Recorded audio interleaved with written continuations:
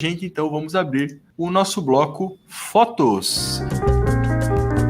Fotos e fatos, o que passou. Apresenta aí pra gente aí então, Tidão. Cara, então, essa primeira foto aí é do clipe Blinding Lights, do The Weeknd.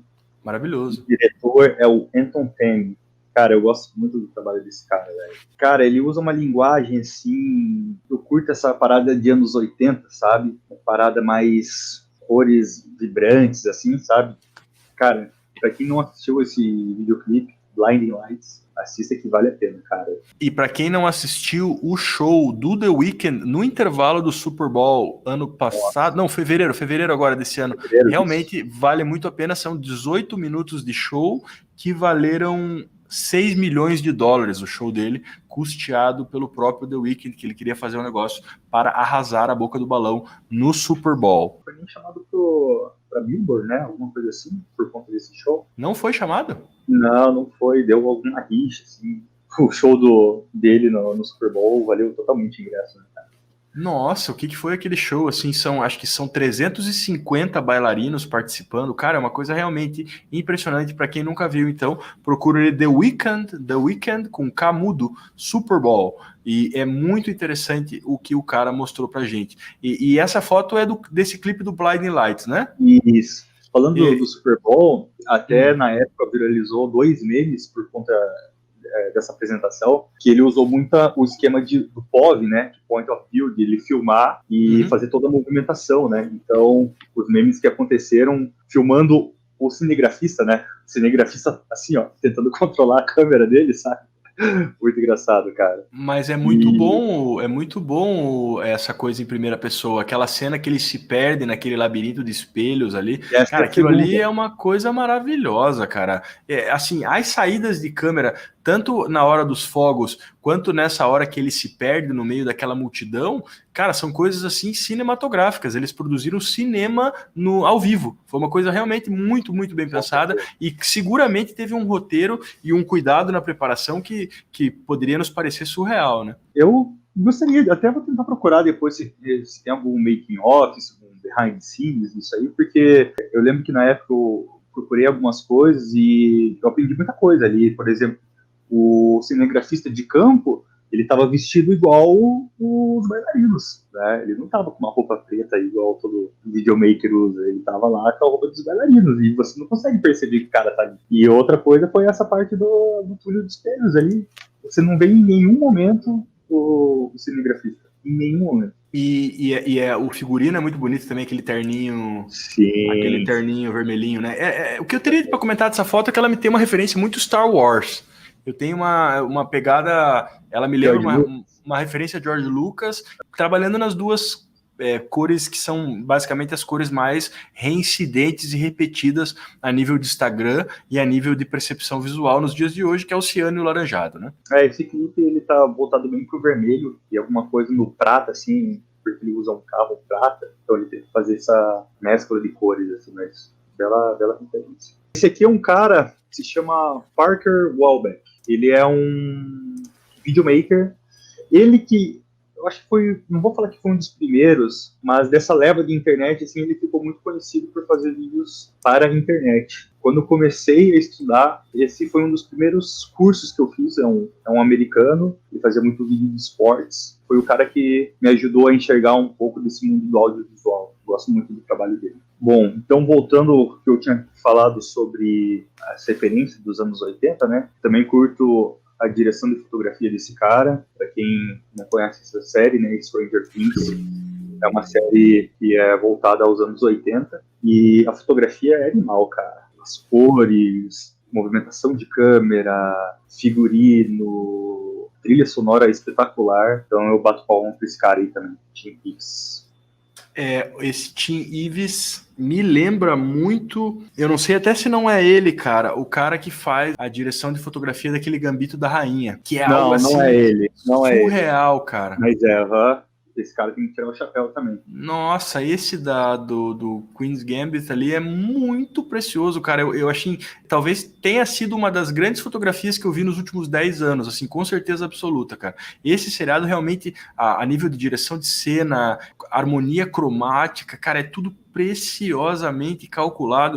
Ele chega a ser irritantemente bom, porque infelizmente eu sofro deste bem ou deste mal, que quando a gente passa a operar desde a perspectiva técnica, né, meio que assim, a gente acaba se perdendo às vezes nas narrativas e nas próprias histórias por estar observando e por estar atento às questões procedimentais, né? Eu não consigo mais ver novela da Globo e perceber o que está acontecendo, sabe? Eu só fico vendo a nível de luz, a nível de distribuição de cena, de espaço, onde está a câmera, onde está a luz. É muito complicado isso, assim, a gente acaba meio que boiando numa avaliação normal, né? Uhum. E quando você assiste uma produção que é bem feita, você fica, uau, nossa. O Gambito da Rainha ali, eu teria uma palavra para definir, que é requintado. O cara, ele soube mostrar tanto bem a história quanto a parte de direção fotográfica de uma forma espetacular. Não tem erro. Você termina de assistir a série e se fala, tá, cadê a segunda temporada? Exatamente. É certeiro, né, cara? É quase como as produções musicais hoje, sei lá, das grandes produtoras ou dos reggaeton ou dessas músicas assim que você escuta no TikTok, elas não saem da cabeça. Costumo falar, eles devem ter achado uma fórmula de música para ela ser o mais grudenta possível, sabe? Da mesma maneira que, tipo, putz, os caras acharam uma fórmula de fazer a série para ela ser a mais tensa e boladona possível, no final termina e fala, cara, cadê a outra? Ai, logo, venha, sabe assim? Eu não sou uma pessoa que acaba vendo muitas séries, mas quando existe uma coisa boa a ser reconhecida, aí eu sempre trago o exemplo do Black Mirror, né?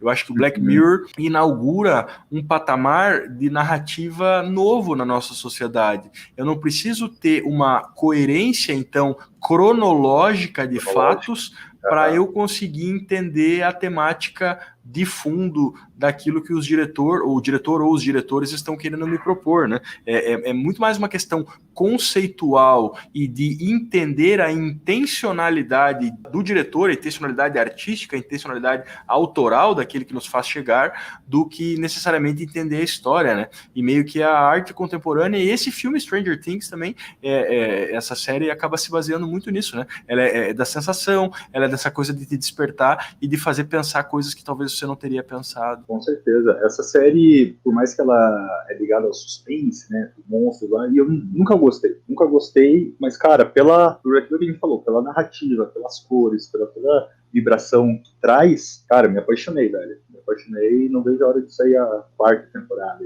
Tim Burton, né, pra quem não conhece, diretor aí famosíssimo, cara, eu curto muito os filmes dele. Fantástica Fábrica de Chocolates foi o primeiro trabalho que eu vi dele, né, porque até então eu não conhecia vídeo ainda, cinema, então ali me despertou um negócio, falei, cara, que legal esse filme, velho. Resolvi procurar quem tinha feito e Tim Burton, depois fui ver que ele tinha feito lá Edward, Mão de Tesoura, quem nunca assistiu na Sessão da Tarde, né, sem contar as animações também, que trazem um pouco de drama com comédia, uma coisa mais gótica, assim, então Tim Burton é um cara que também tento me espelhar um pouco. E o Tim Burton também não tem a ver lá com a Alice? Tem, Alice do País das Maravilhas é dele também. Então, porque a própria ideia da Alice tem muita relação com a fotografia, não sei se você sabe. Lewis Carroll, que é o cara que meio que, acho que inaugura a história da Alice, era um cara que tinha o hábito de fotografar muito ela. E eles acabavam meio que formando uma relação quase pedófila, né, desde os termos de hoje em dia, mas ele é apaixonado pela Alice desde que ela tinha 6, 7 anos, então é uma coisa meio que transcende essa coisa da pessoa, era uma paixão antiga que ele se dizia carregar, e se alguém puder procurar, então procura aí Alice Lewis Carroll, vou até escrever como é que é o nome, que é o fotógrafo da Alice quando ela era novinha, e desta personagem Alice tão fotografada durante o século XIX, nasce a Alice no País das Maravilhas. Tem diversas fotos dela, inclusive hoje, voltando lá no início do raciocínio, uma foto dessa hoje seria cancelada, porque são fotografias que realmente trazem a figura de uma criança com menos de 10 anos, com certa sensualidade, com pouca roupa, com certa sedução, que diante de uma fase bastante conservadora e reducionista que a gente vive, com certeza seria um tema de cancelamento aí, sem dúvida nenhuma. Mas o Tim Burton realmente é um cara, é um marco, né? É um cara, uma das grandes estruturas que carregam o nosso pensamento estético atualmente. Com certeza, ele é referência, né? Quando você vê um trabalho com alguma característica dele, você pode até perguntar para a pessoa, e aí, tem um pouco de Tim Burton, né? Assim como outros grandes diretores que a gente tem aí, né? George Lucas, Steven Spielberg, Tarantino, consegue ver muito, né, através de imagens, um pouco da história deles. E eu acho que a última foto agora, o nome do diretor de fotografia, McLean Way.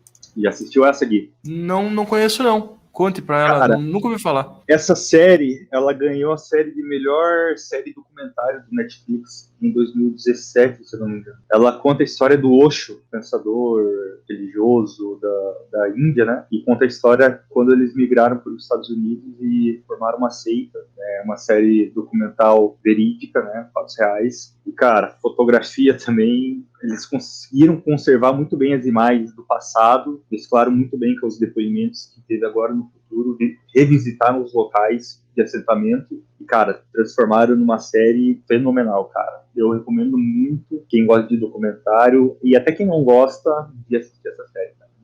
Muito boa mesmo. Não, e eu já me senti tentado, porque eu gosto muito das filosofias orientais, assim, eu acho que muito do nosso berço ocidental hoje acabou se remetendo às questões gregas e romanas, mas eu acho que a miscigenação, a mescla, a influência da orientalização na nossa sociedade hoje é uma coisa que faz mais sentido hoje do que faria, por exemplo, há 100, 200 anos atrás. E me interessa muito tudo que tem a ver com o lado oriental, porque é uma mescla, talvez um frescor dentro de uma rotina tão pragmática e tão romana que a gente viva até hoje, eu acho muito válido. E talvez a gente possa até encerrar hoje com uma frase do Osho, que inclusive eu apresento em algumas aulas, que é uma frase dele relacionada às armadilhas do ego. É um assunto bastante atual, é um assunto que sim ou sim vai estar presente no nosso dia a dia, sim ou sim a gente vai conhecer alguma pessoa que se preocupa mais com o Instagram do que com a própria vida, ou sim nós vamos conhecer uma pessoa que se preocupa mais com a vida dos outros online do que com a própria vida. Então, é um tema bastante atual e eu acharia bem válido a gente falar das armadilhas do ego, então, ao final de tudo. Bela ponte você fez aí, porque essa série realmente, para quem gosta de filosofia, ela apresenta muitos, até dogmas ali durante a série, e explica como que funcionou essa seita do Osho, que é espetacular. Não tenho o que falar porque eu assisti essa série 2 vezes, são episódios de, acho que 1h30 cada, são 6 episódios, e, é fantástico, vale muito a pena. Está chegando a hora. Clique na fogueira. E agora, neste bloco Clique na Fogueira, nós soltamos alguns temas totalmente livres, relacionados ou não à fotografia, e o nosso convidado tem toda a liberdade do mundo para responder o que ele achar mais conveniente. E a primeira pergunta do Clique na Fogueira do episódio de hoje vai: educação à distância. O que eu vou falar? Quando eu cursava agronomia, eles queriam começar a ensinar agronomia à distância. Eu fui muito contra isso, porque quando você vai ensinar um curso que é totalmente prático, que você tem que colocar as mãos na terra e ensinar isso à distância, como você deveria fazer isso? Eu recriminava muito. Porém, contudo, entretanto, todavia, depois que eu migrei para o vídeo, hoje, vamos dizer assim, 90% do conteúdo que eu faço são cursos online. Eu acho que é bem válido você estudar online, fazer cursos à distância, porém, você tem que comprar e consumir, porque tem muita gente que compra, assiste 2, 3 aulas e larga, né? Então, eu sou a favor das ensino à distância. E de alguma forma, contando com o auxílio do vídeo, você pode levar o cara para mexer na terra, né? Você bota uma câmera em primeira pessoa ali, amarra uma olho de peixe ali, uma GoPro na cabeça do engenheiro agrônomo ali e mete a mão na terra. Aqui, ó. É isso aí, ó, pronto, faz um capacete aí, pronto, vai mexer na terra. Ensina até como é que coloca a minhoca no anzol. Com certeza. Porque isso, para quem nunca pescou, me parece uma atividade bastante difícil, né? Eu pesquei uma vez na vida, sou uma pessoa muito do campo, mas Sério? foi um desafio realmente colocar a minhoca no anzol. Gui, é só você colocar ali no YouTube tutorial de como pescar ou de fazer qualquer coisa, você vai achar. Pior, né, cara? O que não tem no YouTube hoje? O YouTube, o pai dos burros. Quem diria, nosso glorioso Aurélio Buarque de Holanda substituído pelo YouTube, né? E aí que tá. E aí tá, segunda. Então tá, já deixamos a deixa para a segunda pergunta do Clique na Fogueira, que é: todos somos fotógrafos?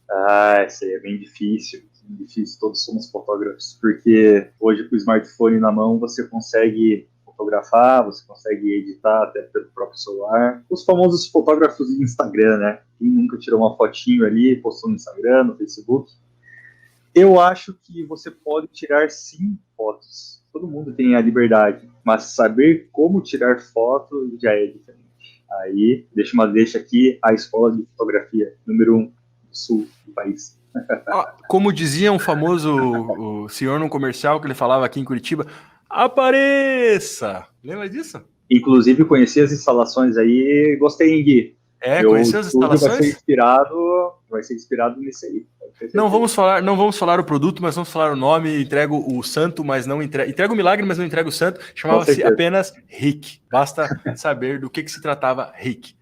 Outra pergunta do Clique na Fogueira: trabalho de videomaker é caro? Depende, né? Eu acho que quando você trabalha com arte, você não consegue. Você tem o seu preço. Todo mundo pode ter o seu preço, na verdade, mas só você tem o seu valor. Então, pode ser caro, pode ser barato, isso depende da sua produção, do que você quiser. Hoje, se você quiser fazer um vídeo apenas com o celular, você consegue. Mas, se ele for caro, você tem que pensar num simples negócio. Ele vai te trazer retorno? Se trazer retorno, e você pagar, sei lá, R$1.000 num vídeo, ou 5.000, mas ele trazer 10 vezes, 20 vezes a mais, não vai ser caro.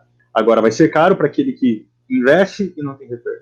Aí é caro. E aquela coisa, né? Se você trabalha para o público de R$200, o público de R$200 nunca vai estar disposto a pagar R$2.000. Com certeza. E aí é isso que você falou. A questão do bem imaterial, de você vender alguma coisa abstrata, é muito difícil você agregar o valor, né? É um jogo de cintura muito grande, porque às vezes vai muito mais da cara do cliente do que necessariamente da tua própria produção, né? Você sabe que você tem um patamar de custo, mas às vezes, putz, eu quero fazer esse trabalho, eu não quero inviabilizar com relação ao preço, mas cara, para quem não é videomaker, então comenta aí quais são os tipos de tudo que você precisa para ser um videomaker, desde o começo até o final. Eu digo que para começar bem, eu aprendi isso na prática, né, é você ter um computador muito bom, porque os softwares que você vai rodar são softwares pesados, os processamento, que você vai rodar são pesados também. Então não adianta nada você ter uma câmera lá que grava em 4K e você tentar rodar no seu computador que não tem uma placa de vídeo, por exemplo.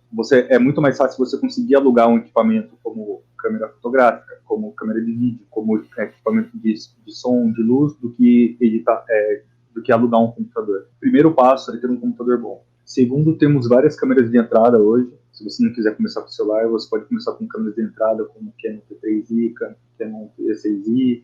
Agora as linhas SL estão muito boas também, SL2, SL3. Quer dar um pulinho a mais? Temos a Sony 6400, 6500. Aí depois é outro esquema, já é um patamar um pouco maior, que é a Sony A73, aí tem as câmeras da Panasonic que são muito boas também, aí depois as câmeras de cinema, como a Red, a Área, enfim.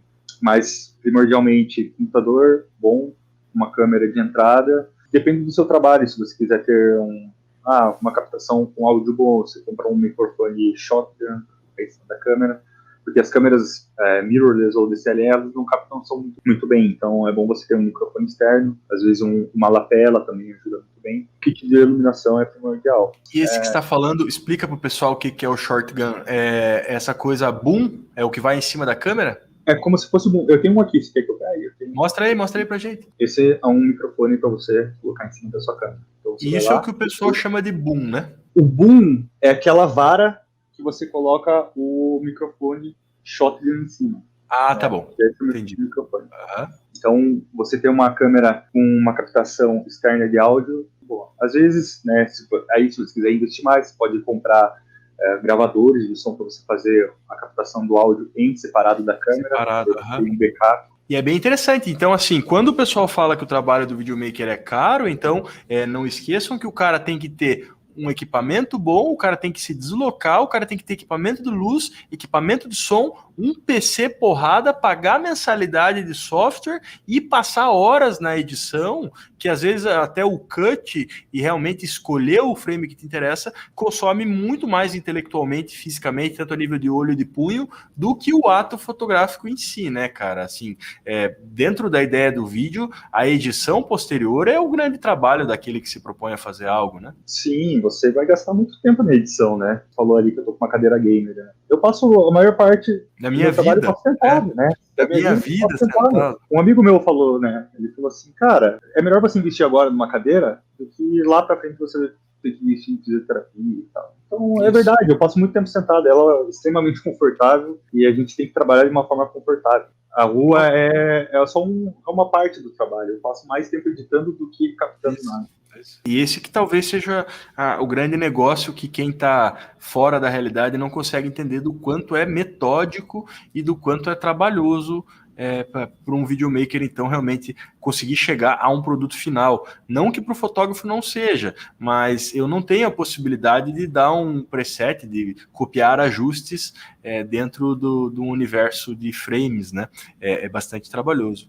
Clique na fogueira, põe bastante Photoshop em mim. Na hora que você for editar, coloca um filtrozinho na minha cara.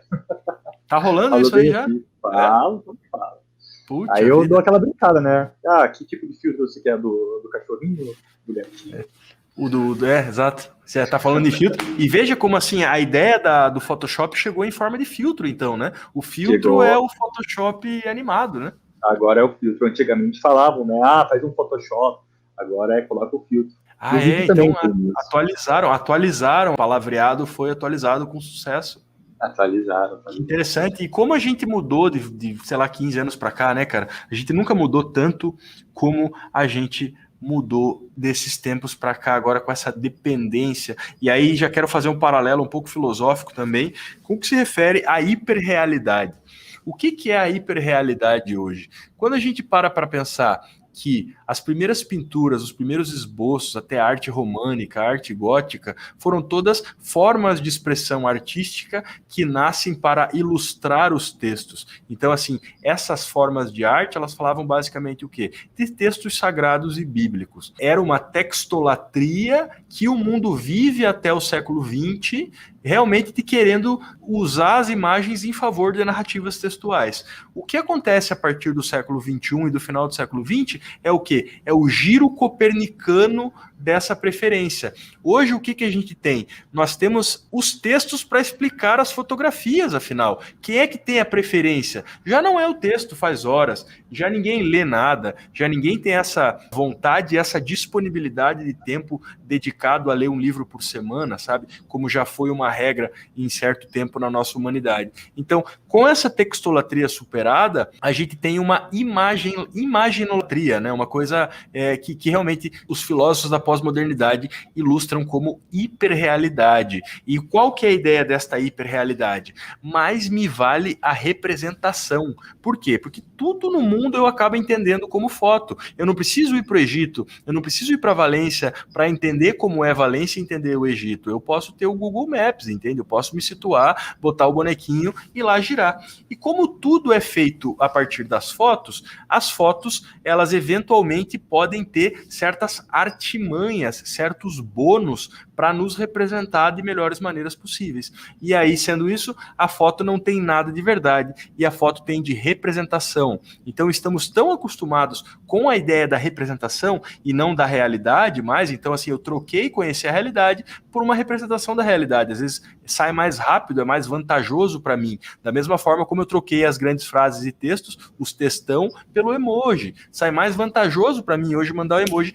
é mais rápido, é mais dinâmico dentro desse meu dia a dia que idolatra as imagens, né? Então, e aí dentro dessa noção de representação, as pessoas começam a conhecer o Photoshop e agora começam a conhecer o filtro, e o filtro ele tem algumas coisas que, inclusive, funcionam menos que na fotografia, porque, por exemplo, o tamanho de olho, é muito mais difícil você se convencer de que a pessoa é zoiuda ou tem a pele tão lisinha e acertada daquele jeito, com ela falando para você e se mexendo. Uma coisa é você photoshopar em um frame, deixar ela parada ali, fazer uma imagem estática. Outra coisa é isso da imagem em movimento, que acaba denunciando muito mais essa presença do filtro do que necessariamente a presença do Photoshop. Então, eu gostei desse entendimento, assim, a evolução do Photoshop acaba sendo o filtro, como o Raichu evoluía do Pikachu. E a gente está com outro problema agora também, Gui. A gente está com a velocidade de reprodução, cara. 15 segundos só, né? Não, nada mais. Não. Você consegue aumentar a velocidade de reprodução. Hoje, sim. Vídeo que você entra no YouTube lá, você coloca, quero assistir 1.5 vezes mais ou 2.0 a mais. É o que você falou, a gente não quer ler, a gente não quer gastar nosso tempo. Não dá tempo. São muitas informações, são muitas distrações. Hoje em dia o cara passa 24 horas sem ver o Zap e a família tá desesperada ligando para ele. E agora tá esse negócio do Zap aí também. Você consegue escutar áudio com uma velocidade maior e você vai chegar um momento que você vai acostumar escutando as pessoas falando rápido, e quando você vai conversar, né, de frente a frente, você vai falar, ué, mas tua voz... Isso revela muito mais a intenção, revela muito mais coisas inconscientes na fala da pessoa, mas isso daria um tema para um programa inteiro. Não vamos nos alongar aqui, porque assim, eu costumo dizer que a derrocada da sociedade e o fim da sociedade se iniciou a partir do 2.0 no Zap e a partir do TikTok. Eventualmente, a nossa sociedade, em breves anos, ela vai acabar e ela vai realmente se dissolver, muito em virtude de desorganizações e desavenças ideológicas, e a partir do sentido que a juventude tem uma pressa enorme, não espera mais nada e não espera uma carta 15 dias, e assim, sem falar em pensamento nostálgico, falando apenas de uma questão de distrações mesmo. As nossas atenções, elas são muito mais seduzidas hoje em dia por inúmeras coisas do que eram antigamente. Então, assim, a nossa sociedade vai se desintegrar sim ou sim a partir do TikTok e a partir do áudio vezes 2, e eu não vejo isso como uma coisa positiva, mas isso daria um debate para o programa inteiro, e por enquanto nós vamos acabar o nosso clique na fogueira agora com o nosso querido Tidão, Vitor Melo, @VictorJCM, está aqui para quem quiser conhecer mais o trabalho do Vitor. Vamos acabar o clique na fogueira então com arte e educação no Brasil. Arte e educação no Brasil. Cara, a gente está perdendo a arte, cara. Hoje em dia as pessoas estão vendo a arte como mimimi. Não, cara. A arte desde os primórdios, ela é uma forma de você colocar aquilo para fora, aquilo que você sente, né? E hoje, quando você faz uma arte tentando representar o que você sente, as pessoas estão falando que é mimimi. Então, a arte, acho que a cada dia que está passando, está piorando, eu acho, para quem é artista. E a educação no Brasil é a mesma coisa. Eu não consigo ver com bons olhos a nossa educação hoje em dia. Porque a gente tem tanta violência, insegurança. Claro que existem inúmeros fatores, mas começa pela educação. Educação das escolas, educação dentro de casa. Eu acho que esse teu pensamento me fez pensar uma coisa, me despertou uma coisa assim, porque tanto a nível de arte quanto a nível de educação, são meio que princípios fundantes de uma sociedade, de uma nacionalidade, de um certo tipo civilizatório. Hoje eu só conheço a civilização fenícia, por exemplo, por causa de um vaso de barro que ficou enterrado durante anos embaixo da terra, e hoje me chega para eu realmente ver que aquilo é diferente da arte persa, por exemplo. E assim, eu só reconheço uma civilização hoje a partir da sua arte. Então, uma sociedade, eventualmente, que tiver perdido a arte, ela vai ser uma sociedade que em 100 anos não vai existir, em 500 anos não vai existir. Quem dirá em 3.000 anos, no sentido da nossa arte hoje ser obsolescente, no sentido da nossa arte hoje estar num HD, estar num NFT, que são as criptoartes, né? São coisas muito obsolescentes se comparadas a um vaso de barro que durava 1.500 anos embaixo da terra ali e chegou ao nosso conhecimento, sabe? Eu acho que uma sociedade sem arte, então, não vai ser reconhecida, e uma sociedade sem educação, ela não vai chegar a ser educação. Ela não vai chegar a ser uma sociedade, na realidade. Porque se você não tiver uma infraestrutura sólida, pessoas realmente com capacidade intelectual, de discernimento, de bom senso e de organização e respeito ao próximo, que é uma coisa que está faltando muito, tá tudo bem discordar, desde o momento que você não leve isso para o sentido pessoal. E isso que está sendo o que está pegando na nossa sociedade hoje. Primeiro, você não pode discordar de nada. E segundo, uma simples discordância já vira uma ofensa pessoal. Isso é muito danoso danoso, e quanto menos educação e menos estímulo nesse sentido a gente tiver, mais fragmentado e mais prejudicada vai estar a nossa construção cidadã mesmo. Eu olhar para o meu vizinho e saber que o cara passa pelos mesmos perrengues que eu realmente ter uma coincidência de pensamento e de relação, de falar, cara, talvez eu e esse meu vizinho a gente possa brigar por uma coisa melhor. E quanto mais nos nossos casulos, sem educação e sem arte, a gente se mantiver dentro de um mundo hoje que é tão frenético, que é tão louco, que é tão excessivo a nível de informação e a nível de imagens produzidas para a gente a todo momento, mais perdido e mais alienado a gente vai estar, e mais correndo atrás de uma suposta imagem de superioridade e de prosperidade, perdendo então tempo precioso da nossa vida, às vezes, que nem você falou, fui atrás do que me motiva, fui atrás do que realmente ia me fazer durar mais, ia me fazer viver mais. Quanto mais tempo a gente perder com coisas dos outros, querendo ser coisas que a gente não é, mais prejudicial para a gente vai ser, e somado a isso a questão da ausência de arte e a ausência de educação e cultura, porque também não adianta você dar entrada no Museu Oscar Niemeyer todos os primeiros domingos de mês, sabe, Tidão? É preciso você realmente ensinar as pessoas a falarem e a entenderem do que é aquilo. Se você termina um curso de inglês e não estuda inglês por mais 6 meses, você esquece como se fala inglês. A gente nunca é ensinado a ver arte, a gente não é ensinado a ler imagem, e hoje a imagem, ela ocupa um papel tão e muito mais importante do que o texto, porque a quantidade de imagens que a gente está submetido por dia é uma coisa assim cachapante, é realmente temerária, e é uma coisa assim de bilhões por segundo. É um fluxo realmente surreal, e que se a gente não tiver educação e cultura para suportar, daqui a pouco a gente virou um país do Uber, um país do bolo de pote e um país da Havaiana, onde o nosso dinheiro já não vai dar para nem comprar sapato de couro, porque a gente parou no tempo e parece viver nos anos 60. Queria agradecer, então, antes de fechar com a nossa breve citação do Osho, queria agradecer esta alma tão solidária, solícita e pontual, que é o nosso querido Tidão, @VictorJCM, num oferecimento à Escola de Fotografia, @a Escola de Fotografia, separada por pontos. Então, este é o nosso episódio Fotos e Fatos. Ainda não vai tocar a musiquinha, mas hoje não vai ter despedida a hora que tocar a musiquinha, porque a nossa vinheta de saída hoje vai ser após a breve leitura do Osho. Diga a sua palavra de tchau, tchau, então, meu querido Tidão, e por aqui ficamos. Em breve nos comunicaremos numa melhor, para falar de coisas alegres e para ver trabalhos artísticos e projetos também voltados ao vídeo, que possam ser aliados à fotografia. Valeu, Tidão. Muito obrigado, querido. Obrigado, Gui. Obrigado a todos aí que estão assistindo. Com certeza, Gui, vamos fazer um trabalho de campo aí, sair com as câmeras e fazer um belo trabalho. Agradeço muito o convite, foi um bate-papo muito legal. Quem não segue ainda, segue lá a Escola de Fotografia, VictorJCM. Quem precisar trocar uma ideia sobre vídeo, Geralmente eu estou levando pessoas que estão começando para ter uma ideia, né, de audiovisual nos meus trabalhos, e quem tiver afim, só dá um grito aí que a gente leva. Maravilha, Tidão. Então, poxa, nos falamos e nós temos o projeto da BR, hein? Se sair verba para esse projeto aí, nós vamos levar o Tidão junto, velho. Nós temos o projeto da BR, nós vamos passar 2 meses subindo a BR e 2 meses descendo a BR aí. Um grandíssimo projeto,